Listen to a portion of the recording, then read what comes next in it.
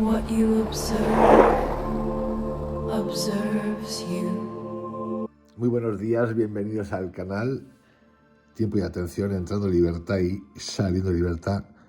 La mente cuántica, el podcast de Vincent Crown. Hoy volvemos a Jesucristo. A los 18 años ocultos de Jesús.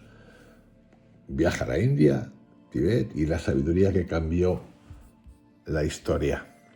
Durante casi 2000 años, la biografía de Jesús ha guardado un silencio absoluto sobre un periodo crucial, los llamados años perdidos, los 18 años que transcurren entre el episodio del templo a los 12 años y su reaparición a los 30.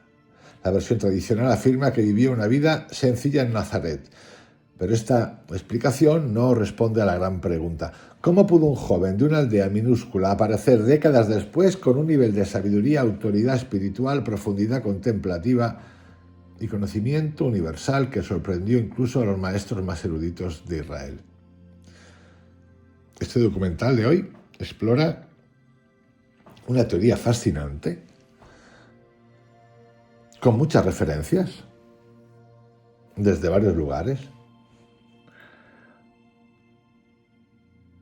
que aseguran que es evidencia histórica, pero por lo menos está escrita.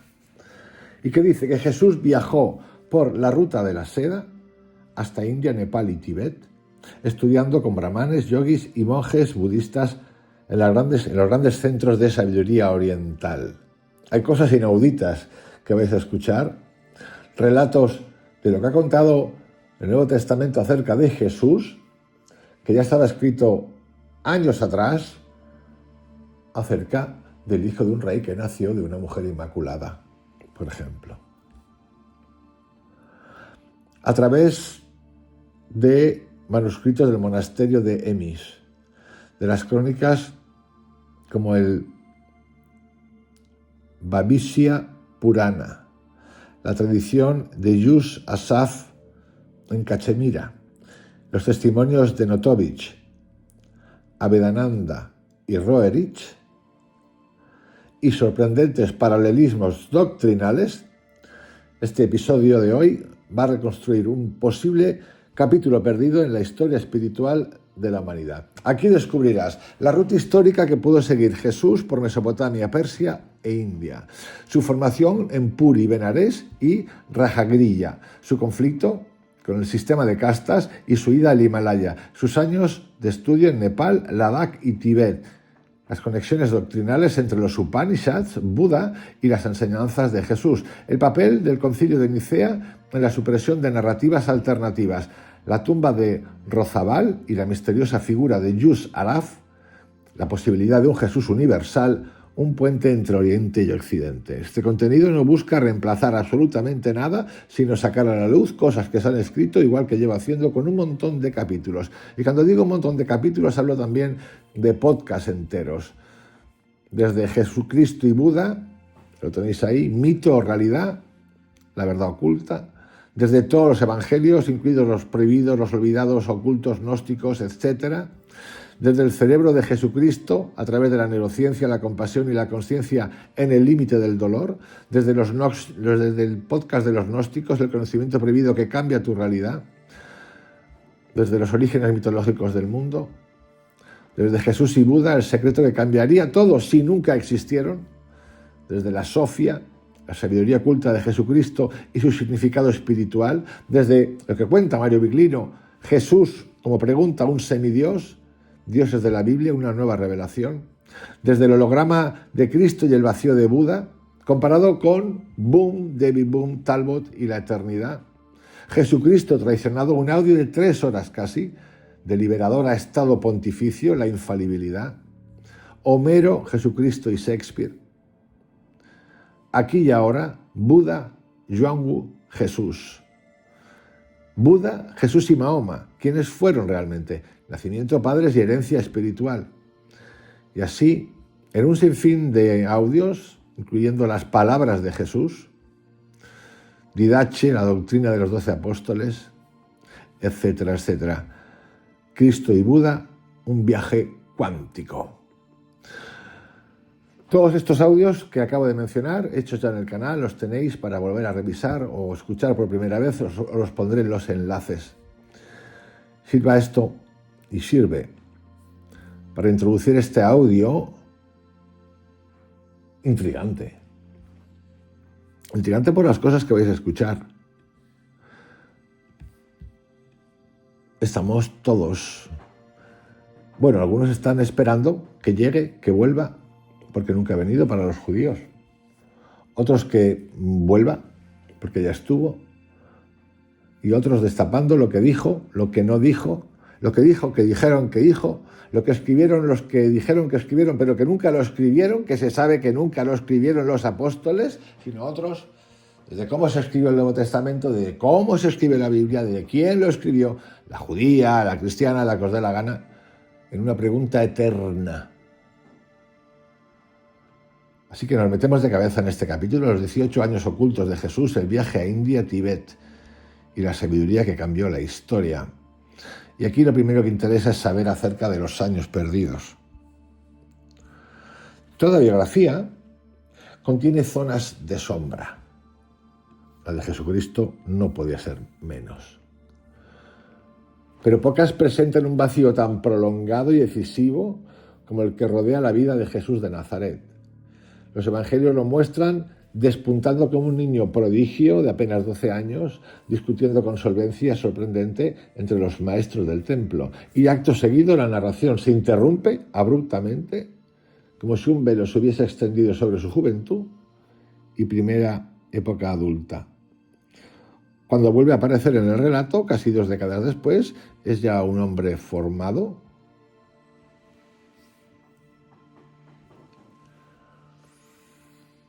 y tan formado, dueño de una autoridad espiritual desconcertante y que llama la atención entre todos. Este intervalo, 18 años completos, constituye una de las discontinuidades más llamativas en la historia religiosa y plantea inevitablemente una pregunta: ¿qué ocurrió durante este tiempo para que emergiera un maestro tan distinto del joven del que había noticias?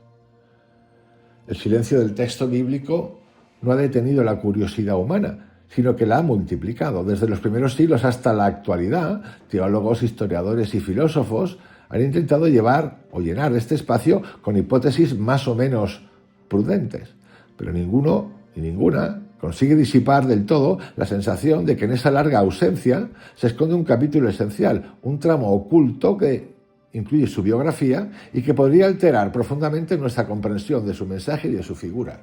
Hay un libro en particular de un autor que seguramente alguno lo habéis leído,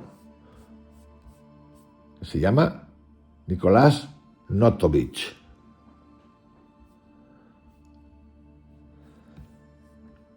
Él tiene un libro en particular, en español lo podéis encontrar, es antigua,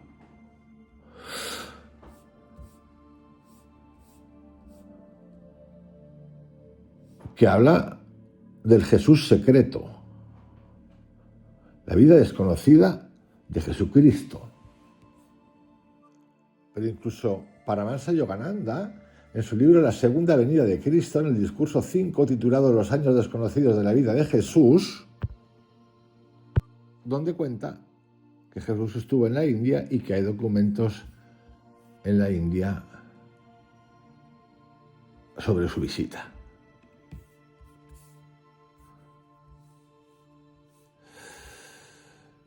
Así, uno tras otro, vamos a entrar en un mundo desconocido y que cuestiona. La explicación más difundida, aquella que afirma que Jesús permaneció en Nazaret, llevando una vida común, parece a primera vista razonable. Sin embargo, cuando se la examina con rigor histórico, comienza a desmoronarse. Nazaret en el siglo I era un asentamiento agrícola, minúsculo, aislado y sin instituciones educativas que pudieran ofrecer formación avanzada. Es que lo de formación avanzada es como de risa si lo interpretamos con el lenguaje de hoy. Sus habitantes llevaban una vida sencilla, obvio, sometida al ritmo del campo y a la dureza de la subsistencia diaria, con una presión ahí potente romana a tope. No había bibliotecas, ni maestros especializados, ni grupos de estudio capaces de fomentar el tipo de conocimiento que Jesús demostraría después. De hecho, ya lo conté en audios anteriores, Jesús va a buscar pescador de hombres, les dice, os voy a convertir en pescadores de hombres, a los pescadores, que imaginaros cómo era en la época de entonces lo de los pescadores. No había sindicatos ni cosas de esas, ni ticaban como tican ahora en los trabajos, ¿no? Ni cosas de ese tipo. Serían lo más normal, gente no educada, analfabetos, ni leer ni escribir. Sin embargo, estos son los que se van a convertir luego en los discípulos, los apóstoles, los que van a liderar el mundo del mañana, los que van a contar, los que dicen que van a escribir. No sabían escribir. Seguramente no, porque sería un poco cachondo esto. Sabían hablar, obviamente, pero ¿qué tipo de comunicación? Claro que había juglares como en la Edad Media, gente que... oradores, por supuesto, que contaban historias, pues sería lo normal, ¿no? Como se hizo que se contó Buda, nació y 500 años después, durante 500 años en silencio, dicen que van narrando gente historias de Buda hasta que 500 años después se escribe el primer libro acerca de Buda. Perfecto, por supuesto, sin duda. Pero eso da para mucho, pero para mucho, mucho. Entonces, cuando uno piensa en eso, solamente en eso ya, los plomos se empiezan a fundir. El contraste es tan abrupto en cuanto al conocimiento que Jesús demuestra después de esos años, en los que desaparece literalmente, que muchos investigadores han señalado la incongruencia. ¿Cómo pudo un individuo criado exclusivamente en un entorno tan limitado surgir a los 30 años como un maestro capaz de debatir con los escribas, citar textos complejos, profundizar en cuestiones teológicas de alto nivel entre comillas, y hablar con una autoridad que desconcertaba incluso a los especialistas? La distancia entre el ambiente formativo que ofrece la tradición, del resultado final, el visible en los evangelios, es demasiado grande como para que pase desapercibido. Este dilema apunta a una realidad evidente. El Jesús que conocemos no encaja en el molde del Jesús que la versión tradicional intenta preservar. Su enseñanza tiene una profundidad contemplativa, una visión interiorizada de la divinidad, una flexibilidad pedagógica y una sensibilidad ética que no parecen producto exclusivo de la educación judía rural del siglo I. El joven artesano de una aldea aislada no explica al maestro que pronuncia discursos sobre el reino interior, que habla de la unidad con el Padre y que desmonta estructuras sociales y espirituales con una claridad inusual, que introduce un tipo de compasión universal ausente en muchas corrientes de su propio tiempo. Algo en su formación debió trascender los límites geográficos y culturales de Galilea. A partir de esta grieta interpretativa, obviamente, surgen preguntas, y como surgen preguntas, surgen teorías alternativas. Pero es que lo que llamamos alternativo no tiene nada de diferente con lo que llamamos por decreto, porque resulta que los evangelios no están escritos por los apóstoles, pero nadie, la gran masa, no se entera de esto.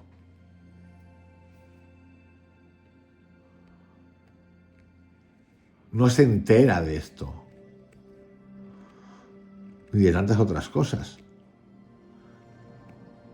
Repito, a partir de esta grieta interpretativa surgen teorías alternativas, pero no son tan distintas de las otras son impuestas nada más.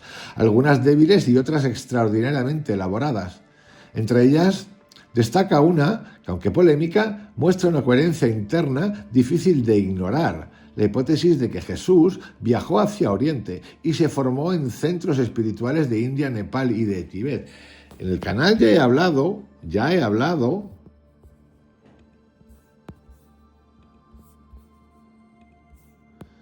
acerca de ese libro de Celso contra los cristianos.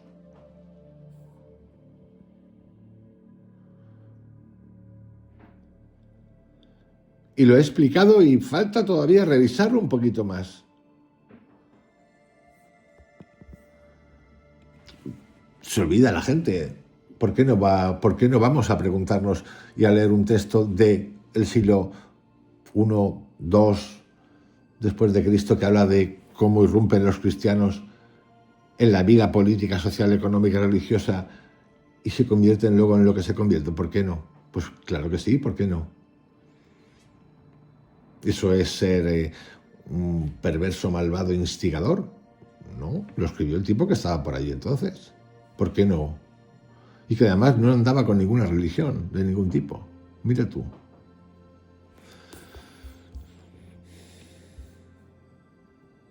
Lo que estamos revisando hoy es esa hipótesis de un Jesús que viajó a Oriente y se formó en centros de la India, Nepal y Tíbet. Lejos de nacer como un relato marginal,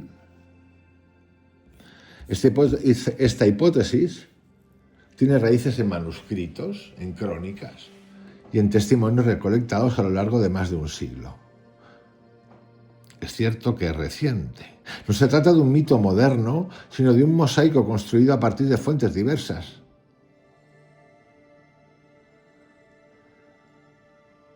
El monasterio de Emis, Cachemira y sus tradiciones orales, textos hindúes, crónicas medievales, relatos de exploradores, eruditos y maestros espirituales que afirmaron haber encontrado evidencias de la estancia de un joven maestro occidental conocido como Isa, I-S-A.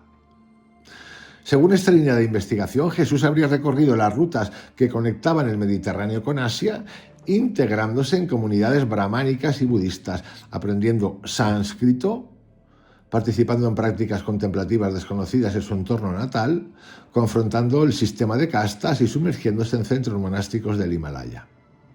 De este largo proceso surgiría un maestro profundamente transformado, capaz de sintetizar tradiciones espirituales distintas y articular un mensaje universal. Aquí ya podemos añadir alguna cosa extra. 18 años desaparecido, en ese momento no había aviones ni de Air India, ni de nadie, ni de América, ni de Iberia, ni de Latam, no había. Tampoco había coches. Uno se manejaba como se manejaba. Carros, andando, burros, camellos y a lo mejor algún barco si te aceptaban por ahí dentro. Pero barquitos. No barcos como conocemos hoy. Barquitos. En esa época, sobre todo, era a pie o con animales o en carretas. Entonces echar numeritos de lo que puede tardar una persona en llegar a un sitio. Pero hacer un ejercicio más todavía. Se va de Nazaret, no tienes ni puta idea de dónde están las escuelas, no es como ahora que buscas en Google Maps. Pensar en estas cosas porque hay que pensarlas. Pues a lo mejor tienes alguna referencia que llegó de la lejanía allí, en tal sitio, en tal pueblo, puede ser, pero vamos, poquita cosa, no tanta información como hoy. Y te vas para allá, al monte, te tiras para Asia. Lo siento, voy a hablar así porque quiero hablar así, porque a mí esto me interesa y me interesa muchísimo, pero todo esto hay que pasarlo por un filtro de preguntas. Y me fascina esta historia. De hecho, he trabajado con Jesucristo, con Buda, con Mahoma. Hemos hecho hasta neuropsicología con ellos. Y me encanta el mensaje de Jesús y de Buda. Y no me cuadran cosas, ni las aprobadas ni las no aprobadas. Hay cosas que como mensaje libertador está. Lo otro, pues lo pregunto. Y me digo que me sigue gustando esta historia. ¿Dónde vas? ¿Dónde estás? Todo lo que te pasa en el camino. No es como hoy, es distinto. Llegas, cuánto tiempo tardas, encuentra al Señor que te va a enseñar, que te acepte, que no te conoce, que tú vienes de ahí y dices, soy Jesucristo que vengo de Nazaret y vengo a estudiar contigo porque me he pegado un viaje de medio año para llegar aquí y tú me aceptas, Él te enseña.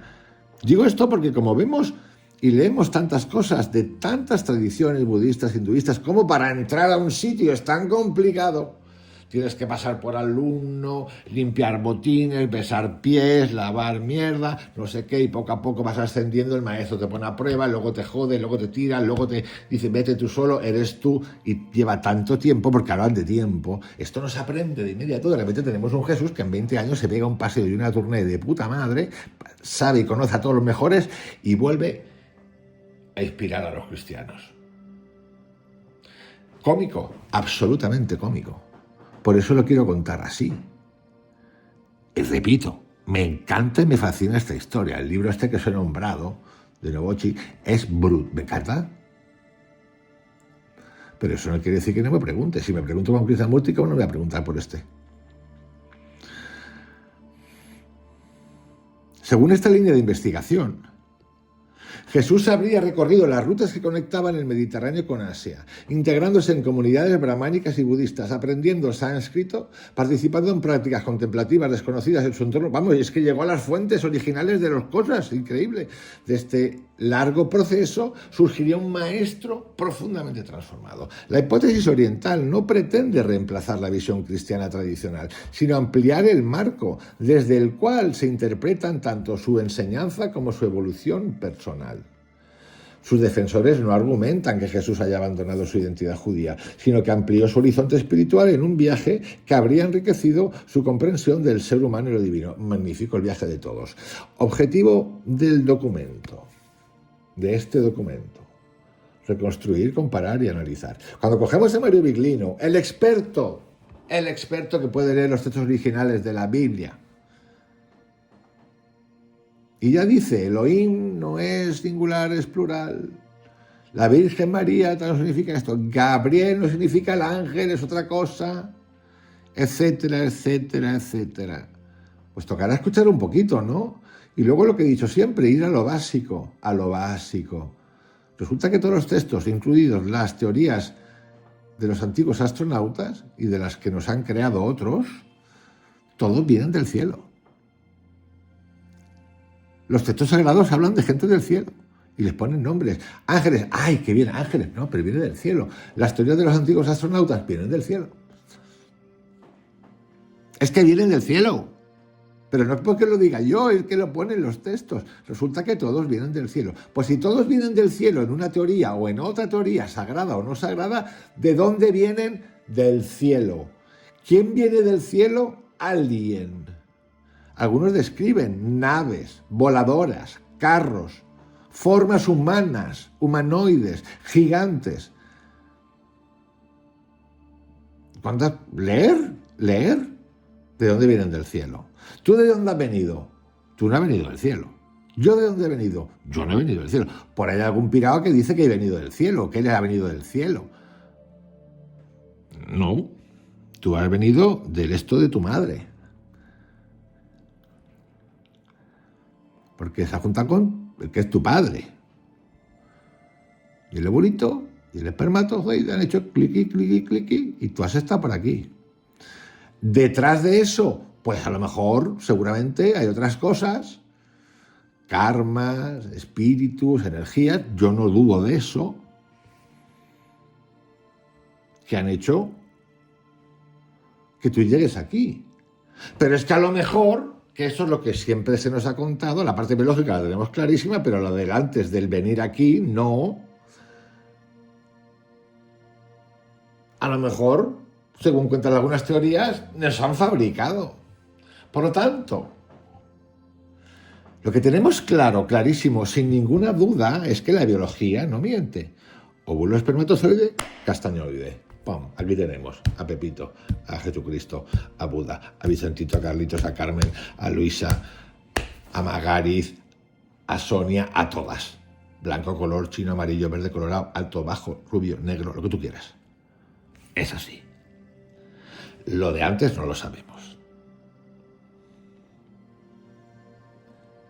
Y lo de después, cuando nos vamos, tampoco.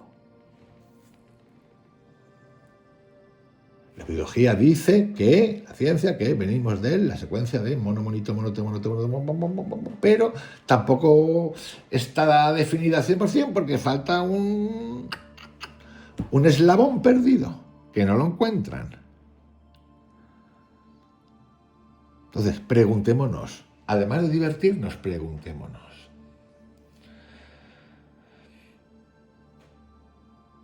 ¿Qué vamos a hacer? Reconstruir el itinerario propuesto a través de fuentes históricas. Histórica significa que alguien las ha escrito, ¿vale? Punto. Y final. Y que alguien, me refiero a alguien de algunos textos que pueden ir a lo mejor 200 años más atrás, hace 300, no mucho más.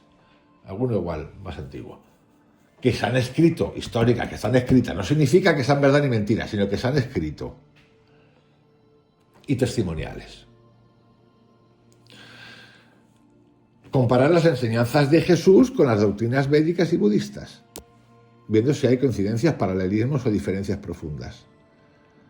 Analizar la plausibilidad histórica, cultural y teológica de una formación oriental, el impacto que tuvo eso supuestamente en él. Así que para eso vamos a comenzar el viaje. ¿Cómo? Pues con una ruta histórica hacia el oriente. Para imaginarnos a Jesús saliendo de Galilea rumbo a la India, no basta con un impulso romántico, el viaje, que está genial. Hay que anclar la escena en el mundo real del siglo I. Ese mundo no era una serie de aldeas aisladas y desconectadas, sino una red de rutas vivas que eran redes comerciales, caravanas, ciudades en contacto. Pero eran como enclaves, no era el concepto de ciudad autopista de hoy. Se conocían, se sabían, obviamente,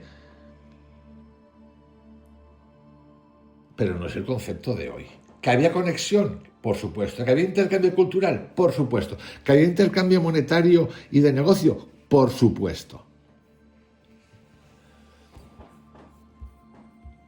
Pero es cierto que ya había rutas importantes como las rutas de la seda,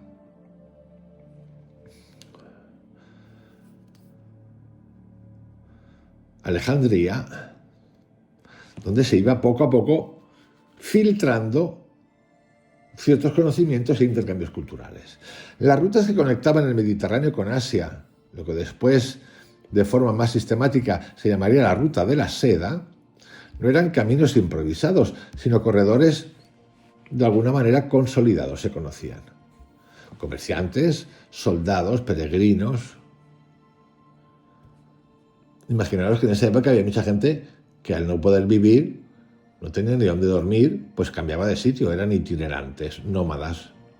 Nómadas sin ser nómadas del desierto, nómadas, en constante movimiento.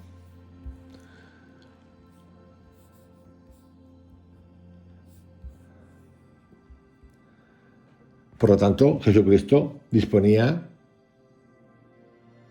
de una cierta logística, vamos a llamarlo así en términos actuales, para poder moverse. Alguien conocido, un contacto, pim, perfecto, aceptable, entendible. Historiadores como Plinio el Viejo mencionan el volumen descomunal de riqueza que se desplazaba cada año hacia Oriente en forma de metales preciosos, a cambio de tejidos finos, perfumes, piedras, especias y conocimientos médicos. Cada caravana era una ciudad en movimiento, cocinas improvisadas, animales de carga, guardias armados, mercaderes, escribas, intérpretes, tipo de embajadores de templos lejanos, mendigos y también buscadores. Y también ladrones. Estaba todo junto. Nosotros tenemos más conocimiento acerca de ese tráfico en la ruta de la seda, Marco Polo, por ejemplo. Pero estamos hablando de 1200. Y aquí estamos hablando del año 10, 12, del año 12. Con 12 años de Jesucristo, que va a desaparecer. Desaparece 18 años. 12 y 18 son 30. O sea, hablamos de un niño, no hablamos de un adulto. ¿no? No me equivoco, ¿no? 12 y 18, 30. 8 y 2, 10. 1 y 1, 2 y 1, 3, 30. Hablamos de un niño, no hablamos de un ser humano formado, mayor, de 20 años, no. Tiene 12 años y se larga. Vale, 12 años de un niño de esa época, supuestamente, pues estaría más expuesto a las vulnerabilidades de la vida que un niño de 12 años de hoy que todavía está haciendo lao con un canuto, sin ninguna duda. Pero seguimos hablando de un niño. Y hablamos de una expectativa de vida cortísima, que no llegaría ni a los 40. Más allá de que hubiese gente que viviese hasta los 70. En un proceso de que te vas a ir no te vas al hotel ni al spa, de caminitos, caminotes, diferentes culturas, diferentes comidas, el problema del agua y todo lo que tú quieras. Esto es importante entenderlo para saber dónde estamos. 12 años. ¿Se fue solo? ¿No se fue solo? Su madre lloró, le hizo así con el pañuelo. ¿Se fue con él? ¿Se fue su padre?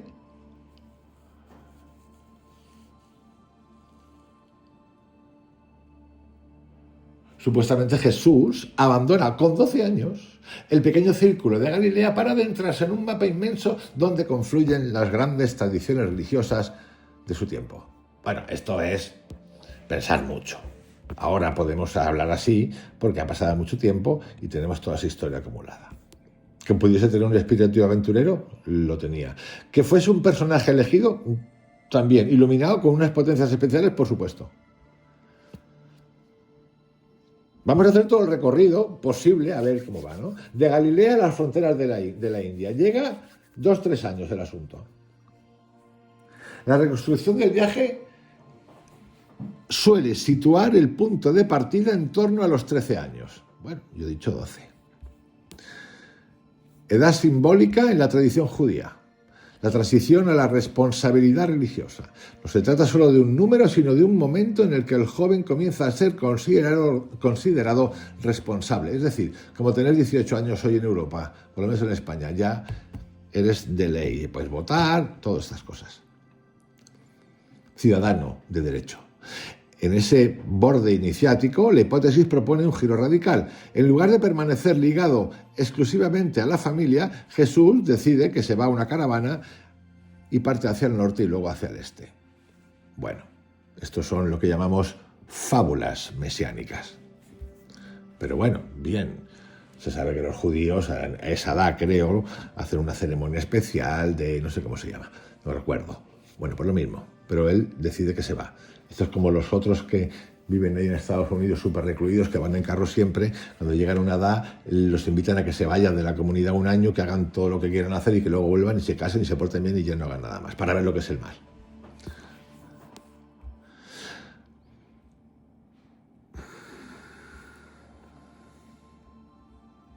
Tras pasar por Jerusalén, estos textos hablan de que toma el camino hacia el norte que conduce a Damasco, una ciudad que en el siglo I era mucho más que un punto en el mapa. Era un cruce de rutas donde confluían caravanas de Arabia, Persia, Palestina y Asia Menor.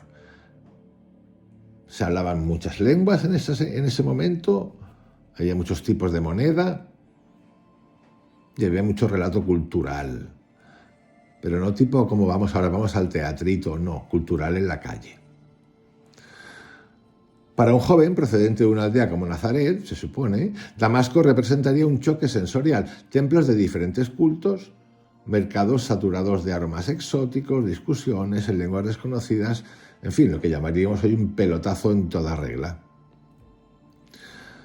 Allí había caravanas que se organizaban, contrataban guardias, administraban provisiones y cerraban acuerdos para continuar hacia el este, comercio. Puede ser que fuese un lugar perfecto para integrarse en un grupo ya establecido que tomase una dirección determinada hacia Oriente. Claro, todo esto supuestamente, hablamos de 13 años. Algo tendría que hacer en el camino un chiquito de 13 años como una persona. No iba a ir gratis, pues habría tránsitos que serían gratis, pero algo tendrías que hacer en el camino. Algo de trabajo.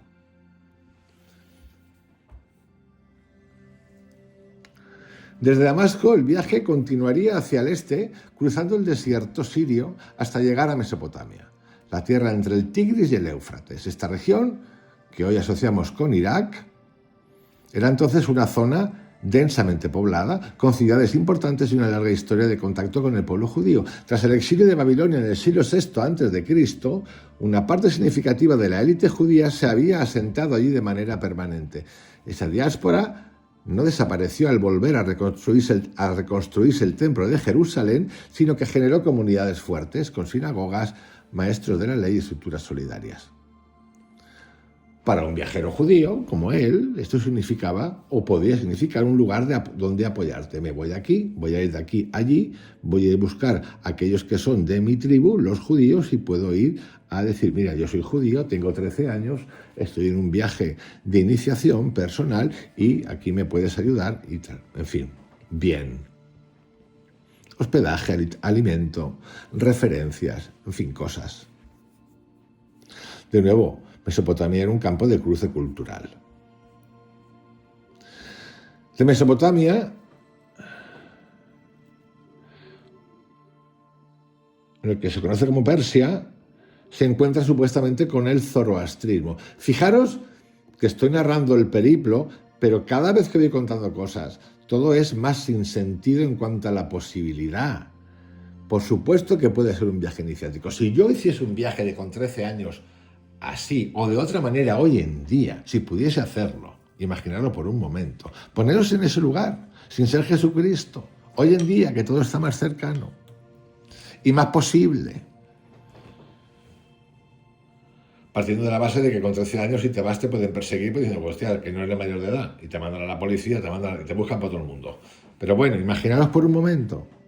Pues claro que es un viaje de iniciación. Las experiencias, los olores, lo que te va a pasar, lo que vas a hacer, lo que vas a oler, lo que vas a mirar, lo que vas a comer, todo lo que te va a pasar es alucinante. Pero es el viaje de cualquier persona que tenga un poquito de movimiento, del tipo que sea. Te va a impactar.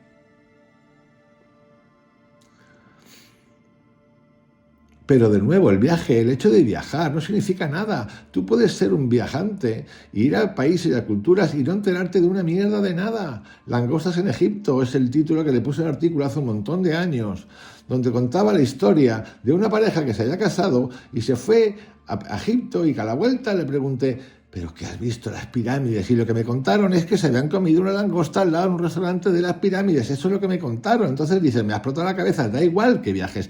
Puede ser que alguien no viaje, se va a ver las vacas del barrio, de ahí al lado, del lado del río, y se inspire y que vea cosas. No significa nada. Esto es como lo de medito 40 años. Me importa un carajo que medites 40 años. Y si te lo dicen así, puerta, largo. Entonces, tenemos que preguntarnos todo esto. Porque esto está fantástico. No preocuparos que más adelante vamos a ver qué cuentan los textos. Estamos haciendo el recorrido, supuesto recorrido. Ahora Persia, encuentro con el zoroastrismo. En Persia, Jesús supuestamente habría escuchado directa o indirectamente ideas como las siguientes: la existencia de un mundo futuro donde se restablece la justicia, la presencia de un salvador escatológico que vendrá al final de los tiempos, la importancia de las acciones libres en la configuración del destino espiritual. De aquí pasamos al cruce del Hindu-Kush, umbral hacia otro mundo, donde alcanza el borde del subcontinente indio, las montañas del Hindu-Kush, una cordillera abrupta y exigente, pero transitada desde hace siglos. Ese cruce no era una aventura individual aislada, era parte de las rutas comerciales habituales. Sabemos por fuentes antiguas que 3 siglos antes Alejandro Magno había atravesado esos pasos con su ejército, abriendo un corredor de intercambio que no se cerró después de su retirada. Imaginemos ese cruce. Caminos de piedra tallados de roca, pasos angostos, todo lo que queráis.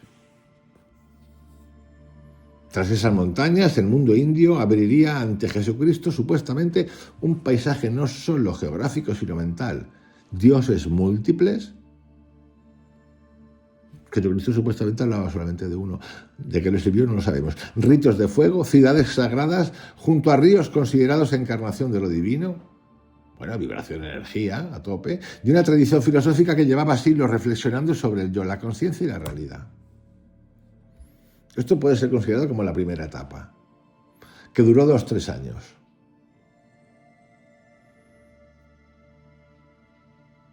Segunda etapa, se habla de una formación védica en la India de 6 años. Es increíble porque llegamos a un punto cómico de poder decir, se ha ido a formar, mi hijo se ha ido a estudiar fuera, a Italia, a Alemania, a la India, ¿me entiendes? Pues esto estamos haciendo lo mismo. Pero es que estoy narrando lo que cuentan. Entonces, hay que narrarlo y hay que buscar preguntas y respuestas, ¿no? 2-3 años de iniciación, 13 años hablamos, es decir, a los 16 ya entra y se queda 6 años de formación védica en la India, 6 años. Una vez cruzado el Hindu Kush, el relato sitúa a Jesús, ya mencionado como Isha en las tradiciones orientales, entrando en el Valle del Indo y posteriormente viajando hacia los grandes centros de sabiduría del hinduismo. Estamos hablando de un niño que tiene 12 y 13, vamos a poner 13 y hasta 2-3 por ahí, 16, y luego se pega 6 años más aquí y hablamos de 22.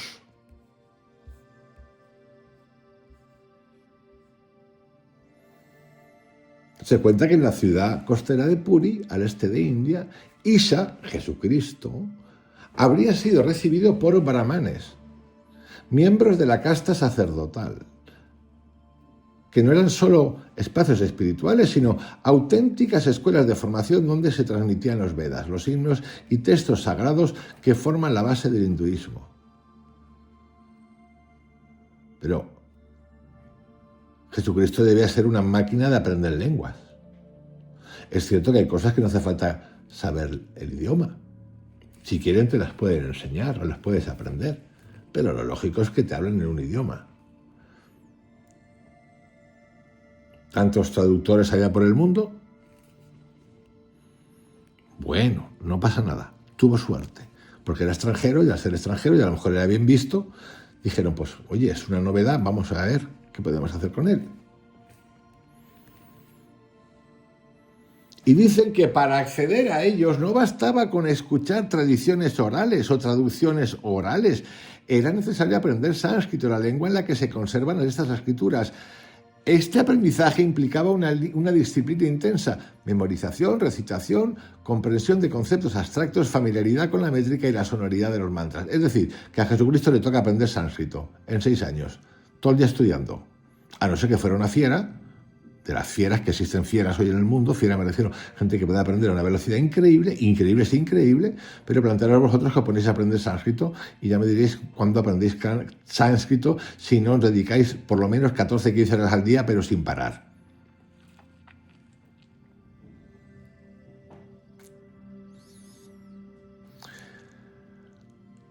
Repito, este aprendizaje implicaba una disciplina intensa. Estoy contando lo que cuentan muchos acerca de este viaje, de este Jesús de la India.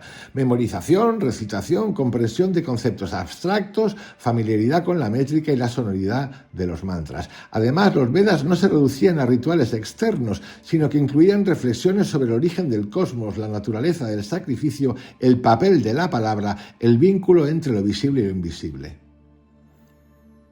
En este contexto, cuentan, Isha habría entrado en contacto con algo inexistente en su entorno original. Obviamente estás en otro país, querido amigo.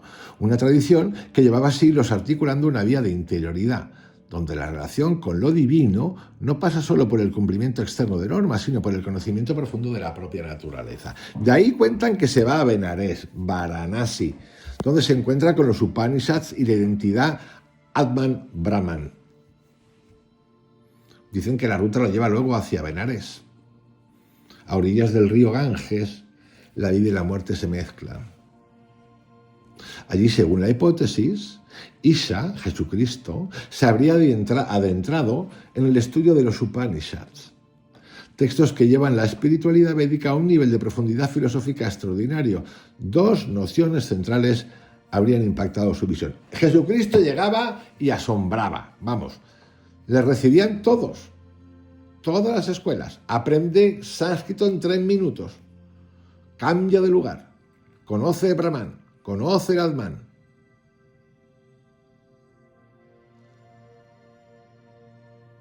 Es que es un poquito fuerte. En realidad lo que está ocurriendo aquí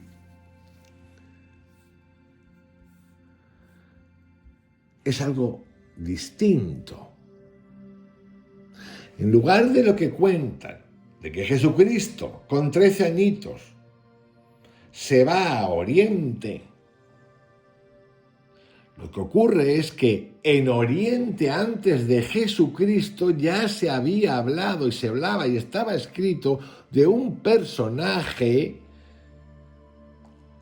del cual más tarde se copia por intercambio cultural el cristianismo para narrar la historia de Jesucristo. Esto es la historieta. Pero claro, nos suena de madre contar esta narrativa donde de repente llega allí y se encabrona con las castas y lo sacan de allí casi a hostias porque es un injusto. Y luego sigue por Nepal y por el Tíbet y se encuentra con el Dharma y el noble óctuple sendero y las 4 nobles verdades. Y llegan a decir que allí habría conocido conceptos claves como el sufrimiento como realidad básica de la existencia condicionado, cojonudo para pasar luego por la cruz y el sacrificio, el apego como fuente principal de ese sufrimiento y la posibilidad de una liberación obtenida mediante un camino interior disciplinado. Pasa por Tíbet, pasa por el epicentro del mundo. Es como si te dijera, mira chicos, 13 años, vas a estudiar en Milán, vas a estudiar en Roma, vas a estudiar en Nueva York, vas a estudiar en Los Ángeles, vas a estudiar en París, vas a ir a China, a Pekín, a Hong Kong, vas a conocer lo mejor del mundo porque tienes unas facultades espectaculares.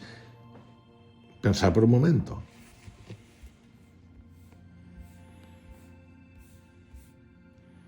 Y así sigue. Desde Tíbet, Ladakh, Gemis,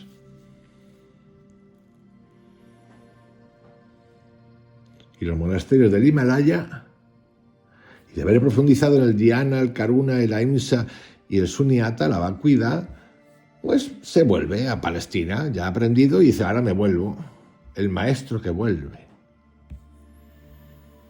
El tono jocoso de hoy es importante porque me impacta hasta qué punto no nos atrevemos a cuestionar, a hacernos preguntas, pensar en lo que acabo de mini relatar, la posibilidad de que eso haya sido así, es que es absurda.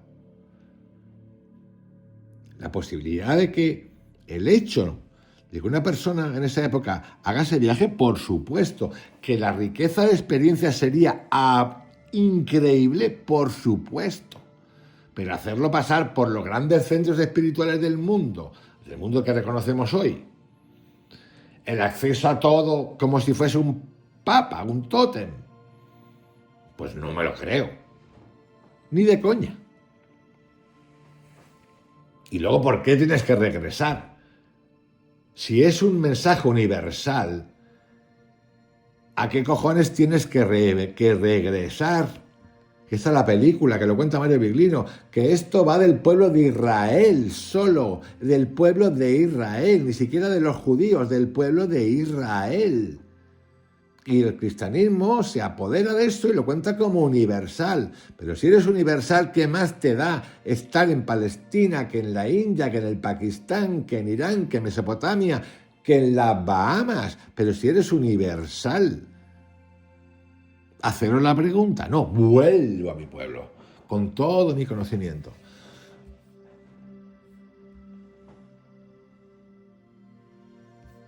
Dice que sobre los 20 años empieza el camino de vuelta, pero a mí no me cuadran los números. Si se va con 13, 20 son 7 años. Viajar ya es un tiempo. Qué manera de experimentar cosas. 6 años aquí, 3 años allá. Bueno, pues a los 20 dicen que vuelve. Atraviesa Cachemira.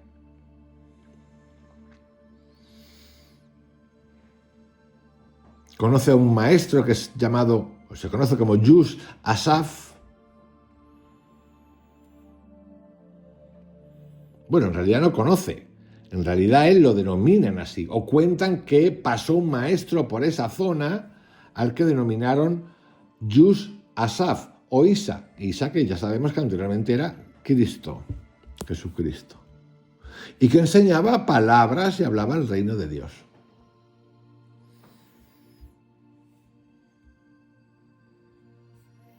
Y entonces aparece otra vez por las orillas del Jordán, ya de vuelta, y allí lo bautiza Juan.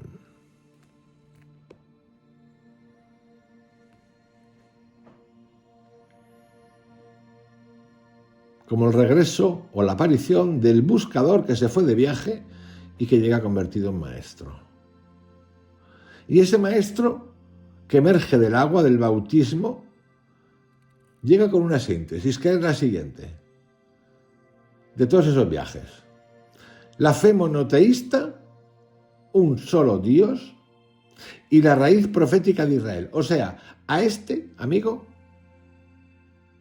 que nos lo cuentan como Jesucristo, que se pasea por el mundo, la primera cosa con la que vuelve después de ver tanta multiculturalidad, negocio, trasiego, mentes, espíritu, dioses, a montones, lo que aprende es, y lo que va a enseñar es la fe monoteísta y la raíz profética de Israel. Es decir, lo que vuelve en persona es un nacionalista de nivel galáctico que habla del pueblo de Israel y que dice que solo hay un Dios.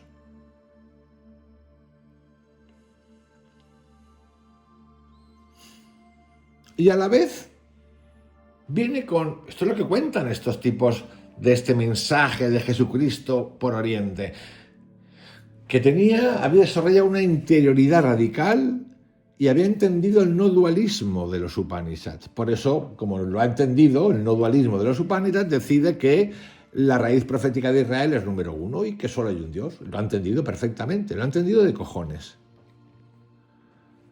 Y que también entiende la compasión universal y la no violencia del budismo. Vamos, que hacen una merdé, una melange de cosas juntas que se contradicen acojonantes. Claro, ahí diría, pues ahí está el no dualismo, ¿no? Perdón. Fe monoteísta y profética de Israel no es. Eso es un hipernacionalismo de embocado.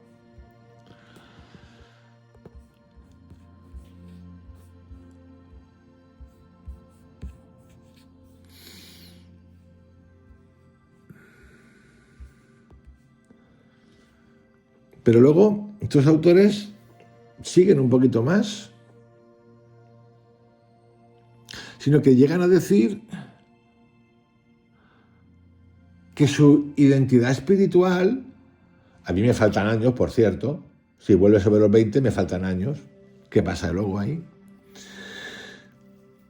Sino que llegan a decir que su identidad espiritual pudo haberse expandido al entrar en contacto con sistemas de pensamiento radicalmente distintos.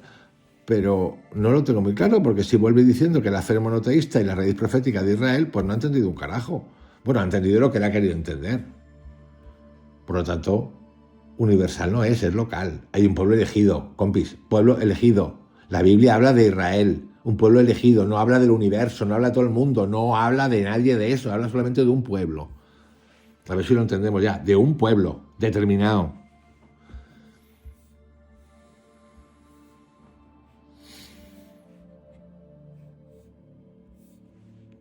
Donde yo sí que encuentro cosas, de nuevo, tenemos que tomarnos unas licencias absolutas, y digo absolutas, porque esto no lo aceptaría ninguna religión ni la otra, pero sí que encuentro paralelismos a ciertas cosas. De hecho, comparado a Jesús con Buda, ¿qué cuenta cada uno? ¿Cómo es la espiritualidad desde hoy en día, mirada desde hoy en día, de uno y de otro? Porque son muy distintas las vidas de uno y de otro. Son experiencias potenciales. Quizá la de Buda, que era más antiguo, más detallada. Se conocen todos sus espacios de tiempo, recorridos de tiempo. La de Jesucristo hay un espacio ahí que no sabemos dónde está. Pero sí que hay cosas que pueden ser, a mí me parecen interesantes y que tienen que ver con ese Jesús y ese Buda, que supuestamente Jesucristo lo obtuvo de sus viajes. Por ejemplo, el tema de la primacía del amor sobre la violencia. Buda enseña: el odio no cesa con el odio cesa con el amor. Esta es una ley eterna. Jesús enseña: amad a vuestros enemigos, haced bien a los que os odian. Bueno, pero si leéis la Biblia vais a ver otras cosas importantes.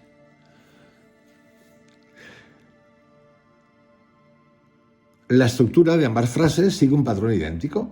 Se muestra un ciclo psicológico destructivo: odio-odio. Se propone un camino radicalmente distinto: amor, disolución del conflicto. Se presenta este camino como principio universal, ley eterna, mandato del Padre. Pero Jesucristo, en la narrativa de Jesucristo, se sabe que un día se metió en el templo y empezó a liarse ahí a a desmontar chiringuitos. Por lo tanto, eso es un acto violento, te guste o no te guste.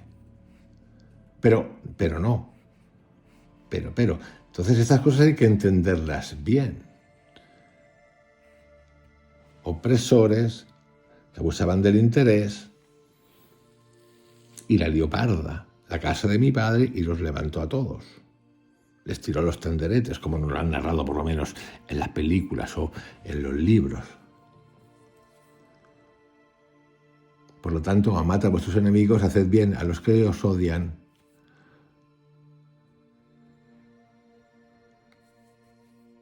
Aquí hay acción.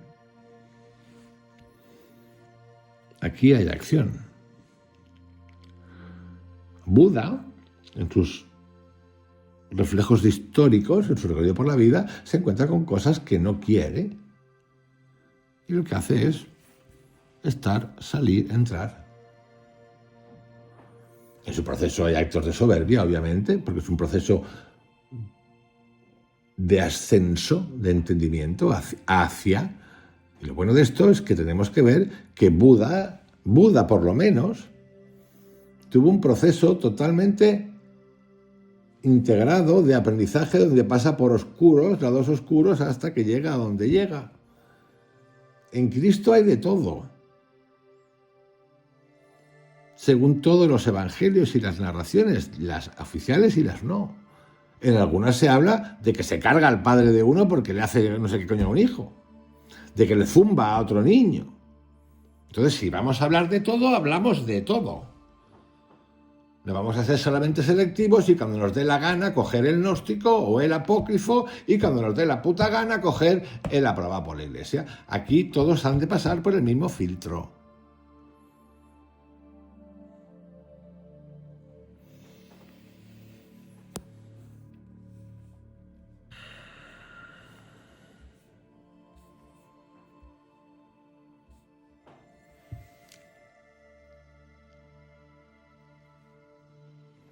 Renuncia de venganza.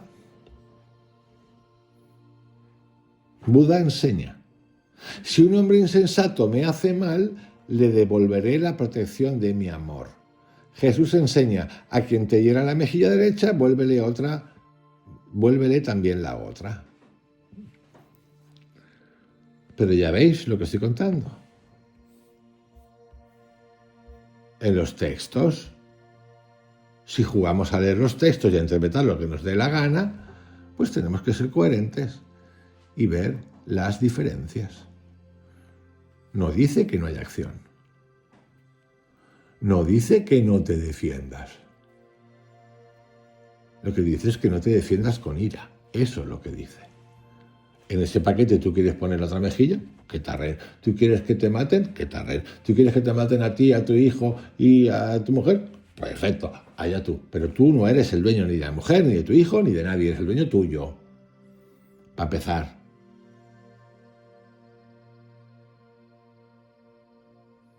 Entonces, allá tú. Él lo que está diciendo es otra cosa. Por lo menos esa es mi interpretación.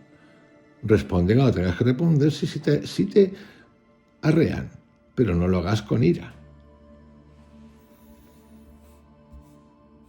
Y así podemos entrar en una multitud de comparaciones brutales. No acumuléis tesoros en la tierra, donde esté tu tesoro, allí estará tu corazón. No podéis servir a Dios y al dinero, pero esto habrá que coger una avioneta y tirarla en el Vaticano.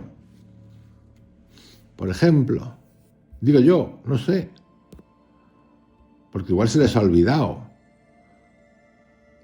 Pero para esto no hace falta irte a la India ni al Japón.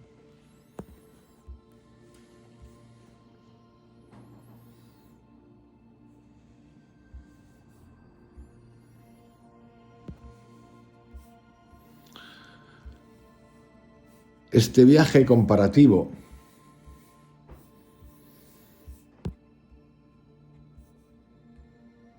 tiene puntos interesantes. Vamos a ir a tratar de encontrar algunas fuentes.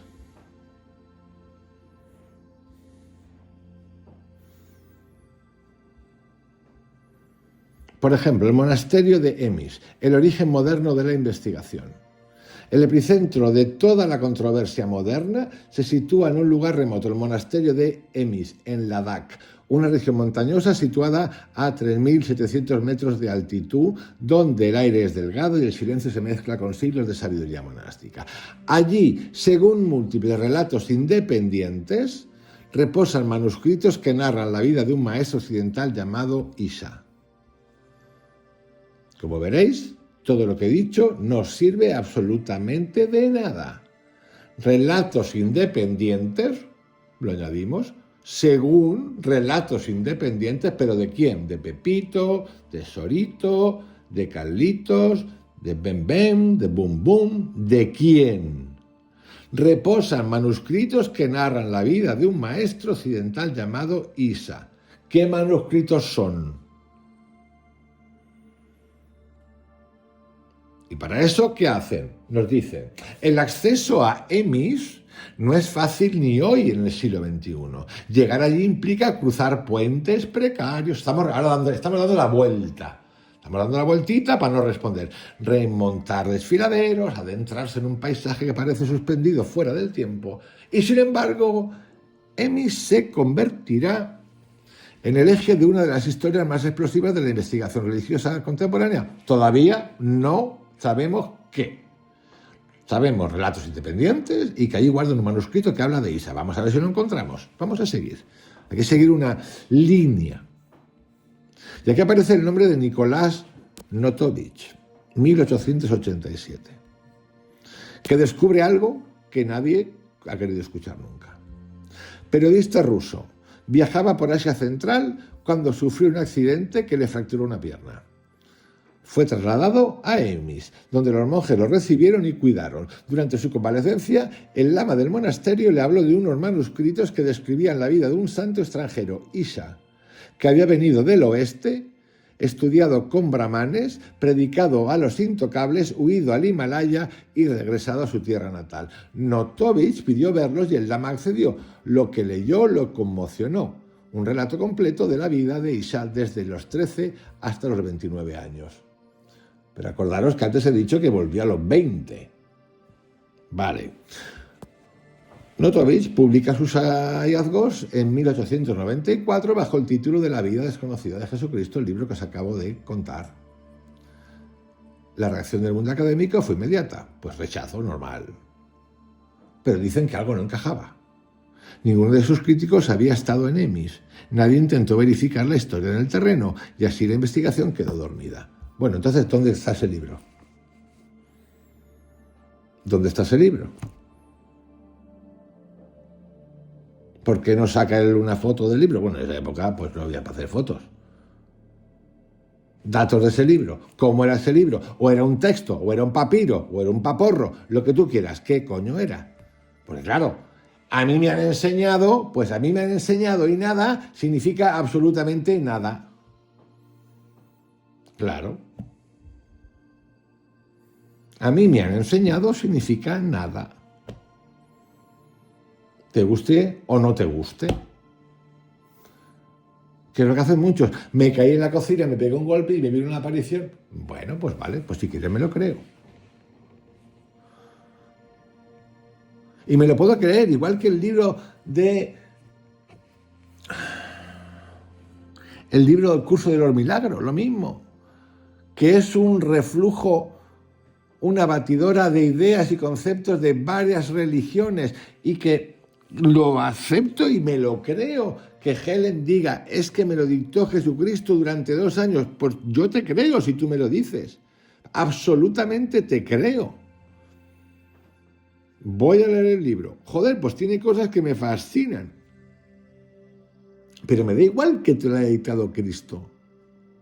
Porque mucha gente ha visto a Cristo. Gente normal y común ha visto a Cristo de día, de noche, de pie, visualmente, en la calle, todo, en sueños, en todo, y ha hablado con Cristo. Por lo tanto, el que tú digas que te lo ha dictado Cristo no significa absolutamente nada. Nada.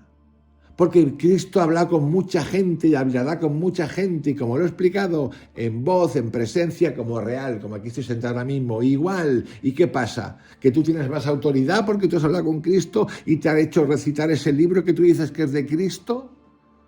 ¿Que esa otra persona que ha visto a Cristo y que está sentada con él ahí en un banco? Porque esto es real también. ¿Qué pasa? ¿Cuántos Cristos hay? Porque tu Cristo tiene que valer más. Porque ese mensaje que tú dices que utilizas, me lo ha dicho Cristo. Claro, pues el impacto es brutal, y cuando se hace la bola, pues te lo ha dicho Cristo. Y tú puedes tener una experiencia espectacular y yo no la niego. Y me encanta escucharla. Pero aquí se trata de rebajar, amigos, de rebajar el papelón, que es todo un papelón. El papelón de, me lo ha dicho, hay Cristo por todas partes. Y no es mejor ni peor que tu Cristo. El que tu Cristo te haya dictado, Cristo, ese libro, no significa nada. Lo viertes, lo cuentas, genial. Te has hecho famosa, te has llegado, has vendido mucho, lo que te dé la gana. Me parece de puta madre, me encanta el libro, me encanta el libro del curso de milagros. Las frases son brutales. Los ejercicios me fascinan. Me fascinan. Pero le quito todo el papelón de Cristo. Porque es un papelón.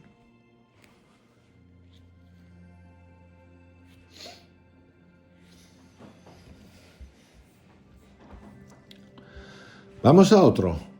Swami Avedananda, 1922, erudito que viajó como escéptico y volvió como testigo. Si Notovich podía ser acusado de exageración, de nada podía ser acusado porque él dice que vio el libro, punto y final, nadie más lo ha visto. Swami Avedananda era, en cambio, una figura intachable. Discípulo de Sri Ramakrishna, fundador del Ramakrishna Vedanta Society en Nueva York, filósofo respetado, políglota, maestro espiritual profundamente racional. Al enterarse de las afirmaciones de Notovich, declaró que viajaba a Emis para verificarlo, pero la historia tomó un giro inesperado. Habiendo llegado al monasterio tras un largo y arduo viaje, pidió acceso a los manuscritos. Los monjes accedieron, los vio, los tradujo y confirmó de manera independiente el testimonio de Notovich. Publicó su experiencia en un libro de viajes donde narra con sobriedad casi ascética que el relato de Isa era real, que estaba allí, preservado por monjes que lo consideraban parte de su propia historia espiritual. Su testimonio independiente es uno de los pilares fundamentales de esta teoría. Y para eso lo mejor es contar qué es lo que hay. Swami Avedananda escribe un libro que se titula My Journey to Kashmir and Tibet. El relato, el manuscrito y el enigma de Isha. Este autor, Swami Avedananda, discípulo directo de Vivekananda, viajó entre 1922 y 1924 a varias regiones del Himalaya, Cachemira, Ladakh y el Tíbet occidental, con el objetivo de estudiar tradiciones espirituales, comparar doctrinas y comprobar personalmente rumores y textos que circulaban desde finales del siglo XIX acerca de la presencia de Jesús en Oriente. Este libro es ante todo un diario de viaje espiritual, etnográfico y religioso, pero contiene una sección que se convirtió en famosa, titulada Su visita al monasterio de Emis, donde dice haber visto referencias a un sabio llamado Isha, con 2 S o Isa. Desde 1894, para entrar en contexto, circulaba por Europa el relato de Nicolás Notovich, mencionado antes.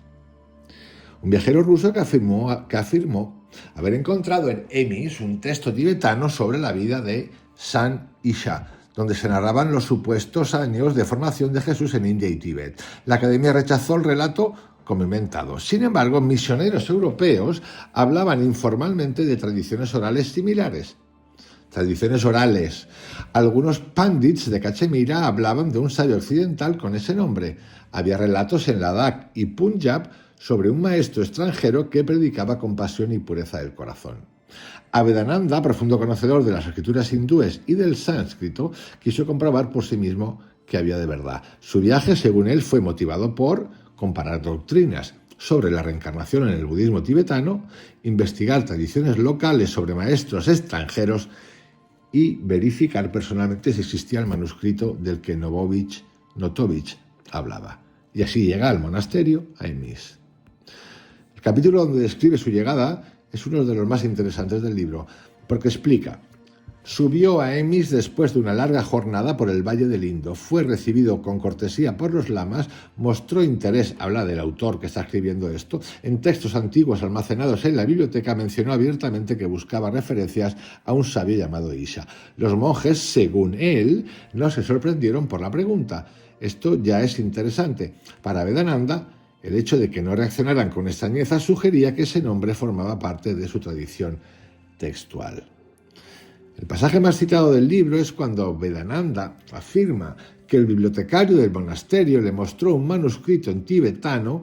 Aquí es importante ser exactos. Lo que Vedananda dice haber visto es lo siguiente: un texto escrito en tibetano. No lo leyó él directamente, sino a través de un lama traductor que narraba la vida de un maestro llamado Isha, que este maestro venía de Occidente, que viajó a la India en su juventud, que estudió con brahmanes y budistas, que fue criticado por algunos por enseñar la igualdad de castas, que regresó a su país después de completar su aprendizaje. Está contando lo mismo que contó Notovich. Él no puede leerlo. Alguien se lo está... He visto el libro, me lo ha enseñado el monje y el monje me lo ha traducido. Avedananda dice que el contenido era similar a lo que Notovich había publicado, pero con matices distintos en el tono y en el orden de los acontecimientos. La parte crucial está aquí. Los lamas, según él, le afirmaron que este relato sobre Isha formaba parte de una tradición preservada en su monasterio desde hacía siglos. ¿Cómo describen a Isha? Según la traducción oral que recibió, Isha es descrito como un joven sabio procedente del país de los occidentales. Llega a la India para aprender las leyes de los brahmanes, rechaza el sistema de castas, se vuelve hacia la enseñanza budista, aprende compasión universal, disciplina mental y ética del desapego, retorna a Occidente para compartir su comprensión. Avedananda destaca que el manuscrito no usa el nombre Jesús, sino Isha, que coincide con Yesu Ishu en algunas tradiciones judías marginales, Isha en el Corán con nombre árabe de Jesús, Yus Asaf en algunas leyendas de Cachemira. ¿Concluye Avedananda que Isha es Jesús? No lo afirma categóricamente, pero tampoco lo niega. Escribe algo así como: la descripción del carácter, las enseñanzas y la historia de Isha coinciden noblemente con lo que sabemos de Jesús. No pretendo probar nada, no presento lo que escuché y leí. Da argumentos a favor y argumentos en contra, pero deja claro que los lamas no dudaron en relacionar a Isha con el gran maestro de Occidente. El estilo ético del texto es muy cercano al Sermón de la Montaña. La cronología podía coincidir con los años perdidos.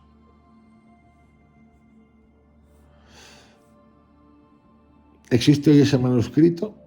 El monasterio de Emis actualmente niega su existencia, igual que hicieron ante misioneros católicos del siglo XIX. ¿Y por qué niegan su existencia? ¿Cuál es la historia? Pero Pero muchos viajeros afirman que los lamas suelen negar la existencia de textos polémicos. El acceso a la biblioteca de Emis es extremadamente limitado.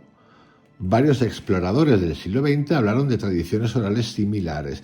Lo que sí es cierto es que Avedananda no tenía ningún incentivo para mentir. Por lo tanto,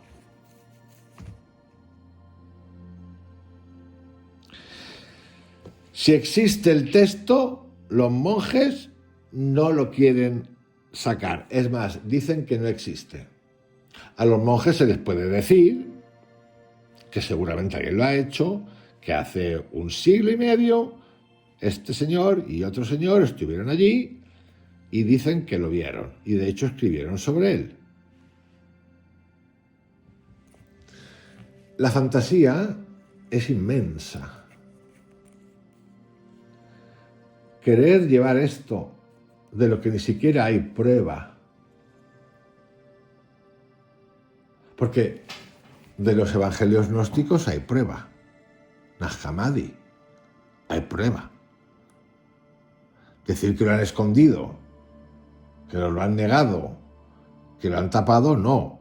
Tapado puede ser tapado, pero tapado por los monjes. Pero es que no hay prueba. Pero de los gnósticos hay prueba. De los evangelios hay prueba. De los apócrifos hay prueba, pero pruebas de verdad. Y cuando uno revisa el viajecito que se pegó Jesús desde los 13 años, para qué casualidad, aprender de todas las culturas del mundo, bueno, de ese momento, obviando otras, para volver diciendo que soy monoteísta, que Dios y que es el pueblo de Israel, pues chico, para eso no te vayas, Palomo. Perdón, Jesucristo.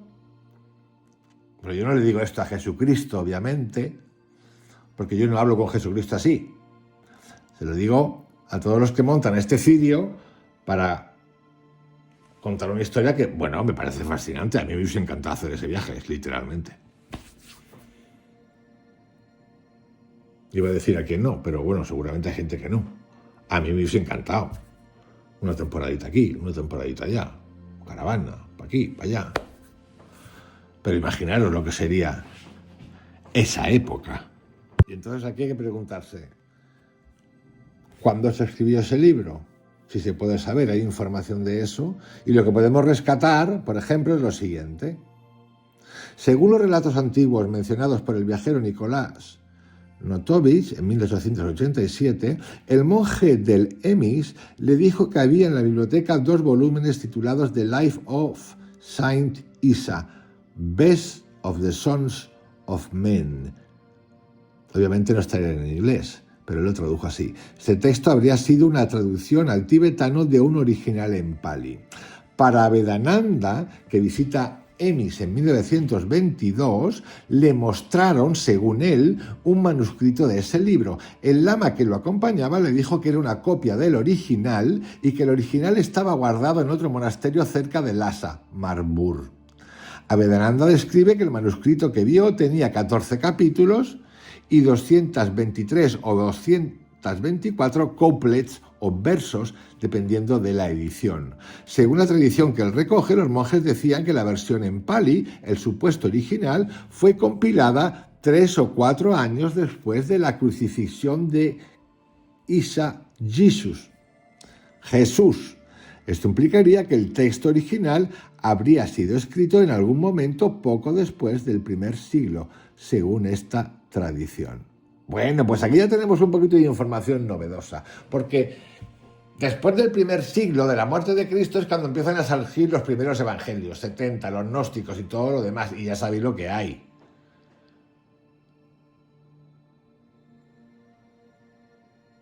Porque si se paseó antes y era tan importante, otra vez con lo mismo, porque ocurre igual con la historia y la verificación de que Jesús existió, ¿por qué coño no se escribe cuando acaba de pasar por ahí? Ha pasado este elemento por aquí, un tipo Isa que aprendía un montón, pim, pam, pum, pum, pum, que estuvo aquí, ¿por qué no se escribió después?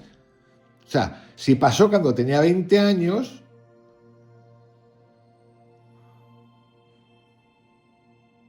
y muere a los 33,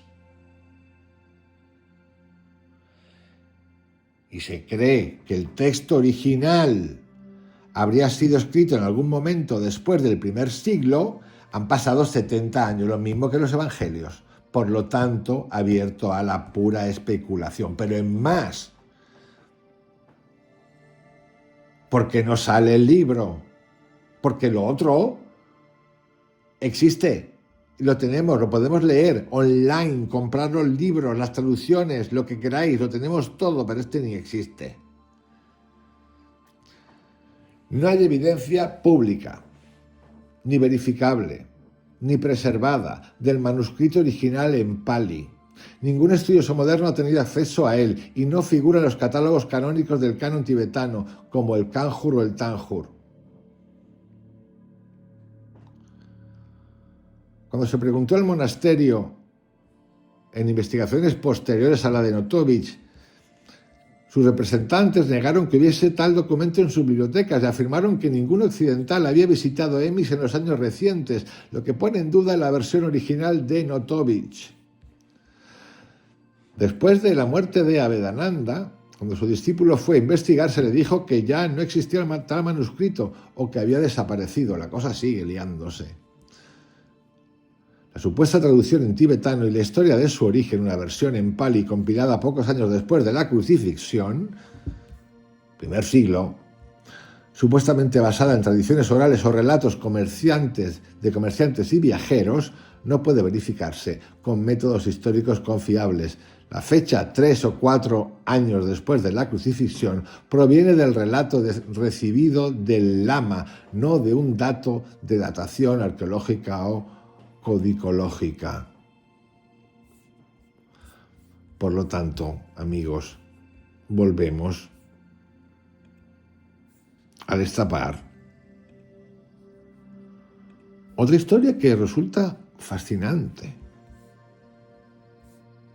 Pero si nos fijamos por un momento ya para cerrar este capítulo de hoy, en algo importante es lo siguiente.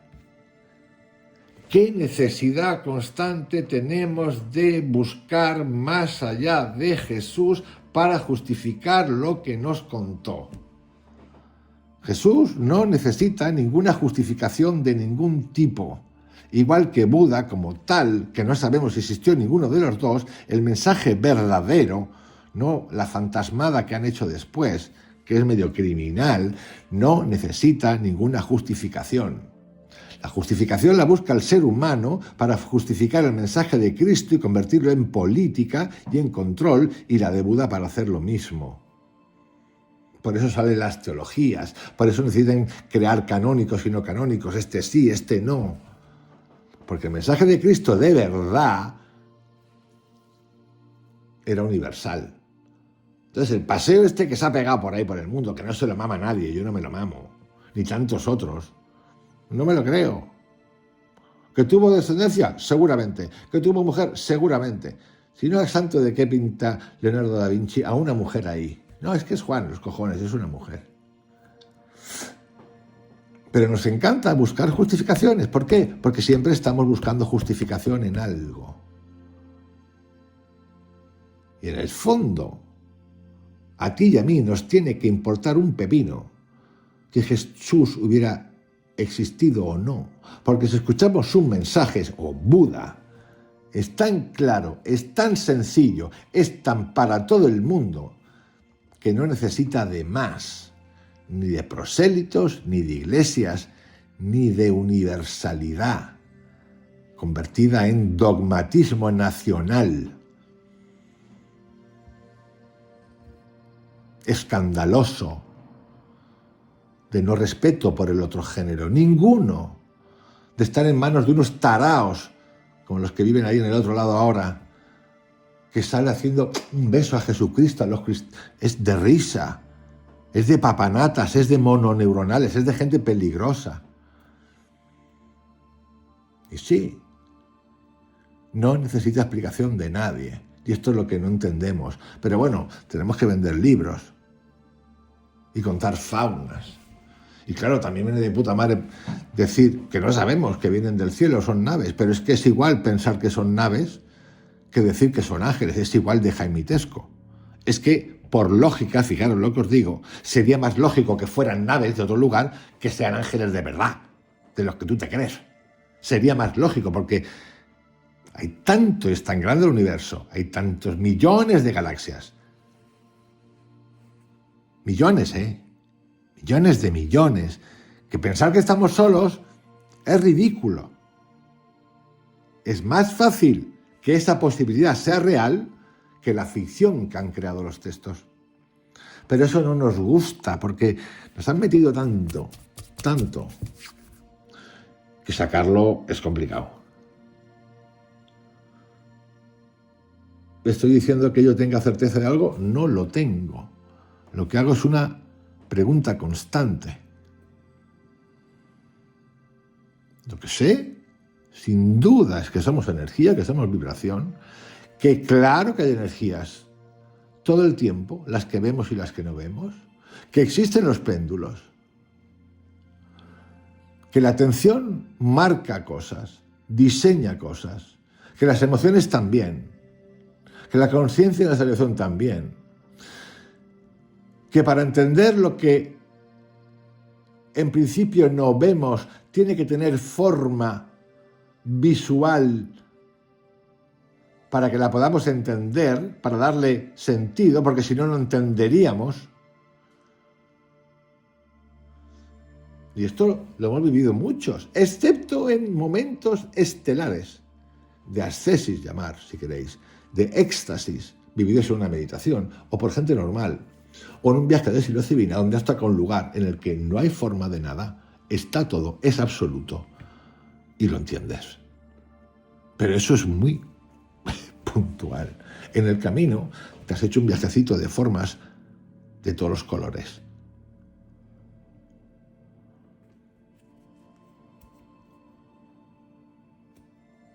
Os envío un abrazo. Que tengáis un excelente día. Os dejo con esto